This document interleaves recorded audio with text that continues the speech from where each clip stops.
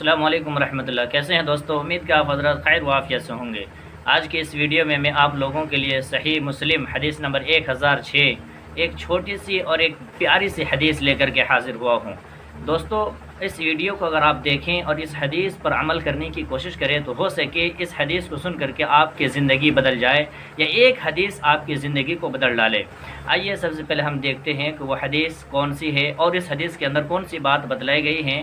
اگر ہم ان باتوں پر عمل کریں اور ان باتوں کے مطابق اپنی زندگی کو ڈھالیں تو ہو سکے اس حدیث کی بدولت ہماری اور آپ کی زندگی آسانی کے ساتھ سدھر جائیں یا دنیا اور آخرت میں ہم سرخرو ہو جائیں۔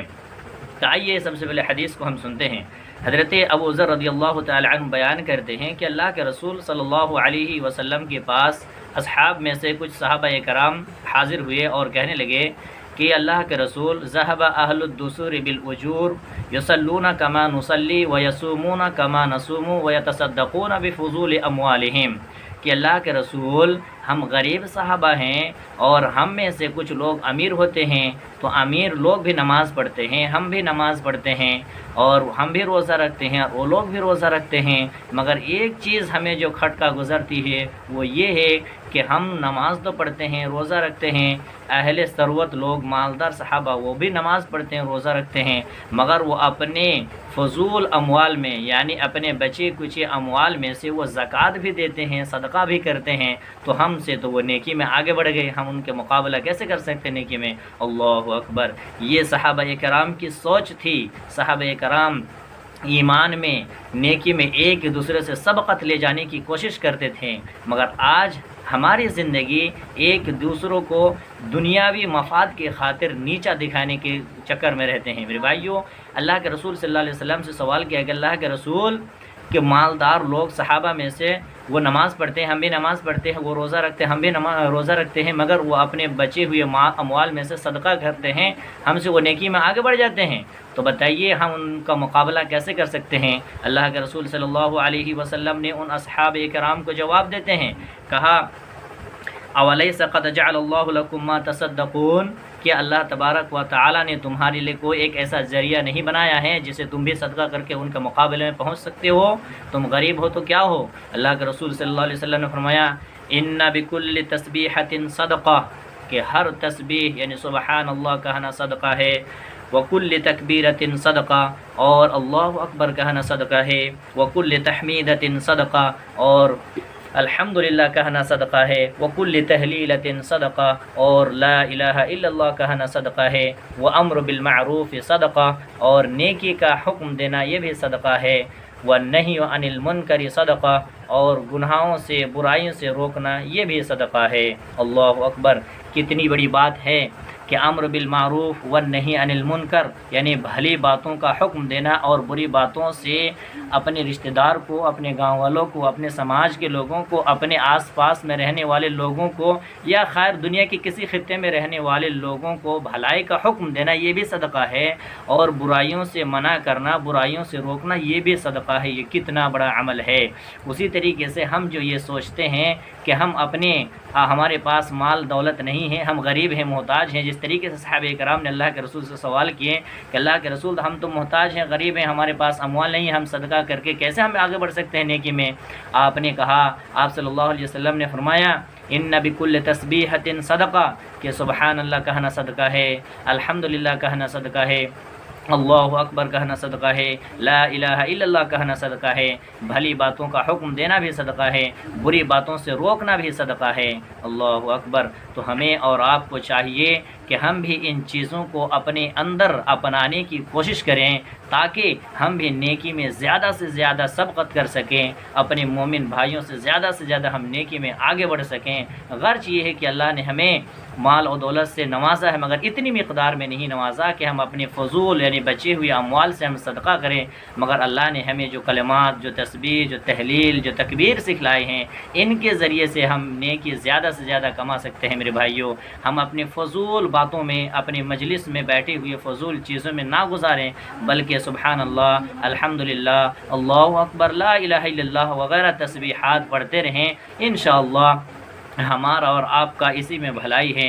اللہ کے رسول صلی اللہ علیہ وسلم نے صحابہ کرام کو کہا کرتے تھے ایاکم والجلوس الطرقات، کہ صحابہ کرام تم لوگ راستے میں بیٹھنے سے پرہیز کرو، راستہ میں مت بیٹھو۔ صحابہ کرام نے کہا یا رسول اللہ ما لنا بد الا مجالسنا، ہمارے لیے راستہ میں بیٹھنے کے علاوہ کوئی اور چارہ ہے ہی نہیں، یعنی ہمارا مجلس جو ہے، ہماری مجلس وہ راستہ ہی میں ہم بیٹھتے ہیں، اس کے علاوہ کوئی چارہ نہیں ہے، ہمیں ضروری ہے رات نہ بیٹھنا۔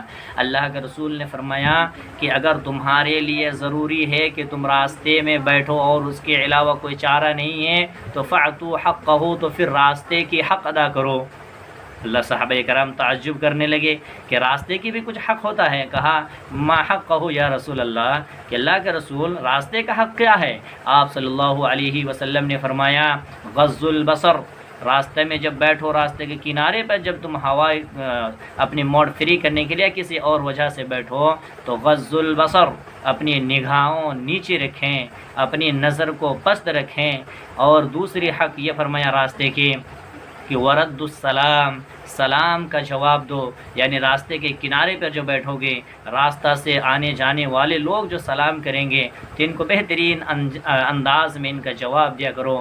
اسی طریقے سے راستہ کا تیسرا حق اللہ کے رسول نے یہ بیان فرمائی ہے کہ وکف الاذی، کہ لوگوں کو تکلیف دینے سے بچے رہو۔ لوگوں کو تکلیف دینے سے مطلب یہ ہے کہ تم پوری راستے کو گھیر کر کے نہ بیٹھو، اور ایسا بھی نہ کرو کہ تم راستہ پہ کوئی تکلیف دہ چیزوں کو رکھ دو جس سے آنے جانے والوں کو، گزرگاہوں کو تکلیف کا اور مصیبتوں کا سامنا کرنا پڑے۔ لہٰذا تم اپنی نظر کو نیچے رکھو، راستہ میں تکلیف دہ چیزوں کو نہ گراؤ اور نہ ہی کسی کو تکلیف دو۔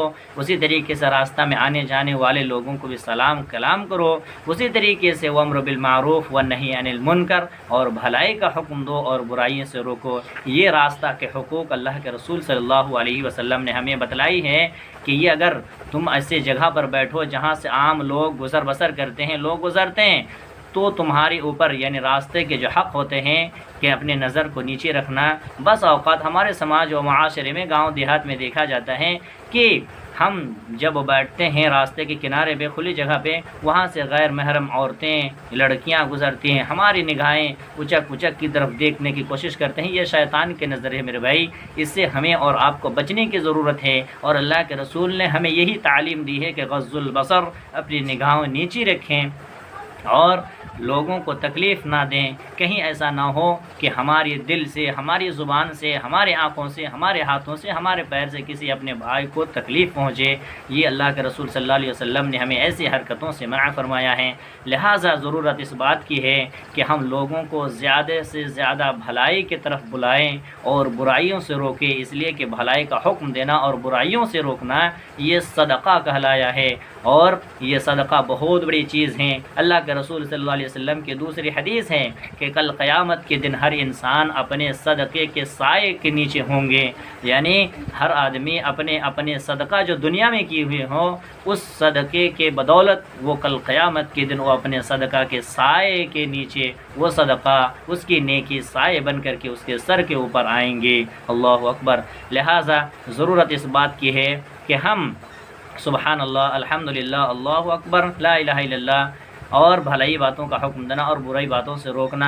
اسی طریقے سے ہم اپنے گزرگاہوں میں جو بیٹھتے ہیں اپنی نظریں کو بچائے رکھنا، اور لوگوں کو زیادہ سے زیادہ سلام کلام کرنا، اور لوگوں کو تکلیف دینے سے بچتے رہنا۔ ان اعمال کا اگر ہم اہتمام کریں گے تو انشاءاللہ ہم مومنوں کے اوصاف میں سے کئی صفاتیں ہمارے اندر جمع ہو سکتی ہیں، اور اس طریقے سے ہمارا اعمال بھی اچھا ہو سکتا ہے، اور اللہ کے یہاں ہم ایک اونچے درجہ پانے والے بھی بن سکتے ہیں۔ اللہ تعالیٰ سے دعا ہے کہ اللہ تعالیٰ ہمیں اس کی توفیق دے۔ آمین۔ وصلی اللہ علی نبینا محمد۔ السلام علیکم ورحمۃ اللہ۔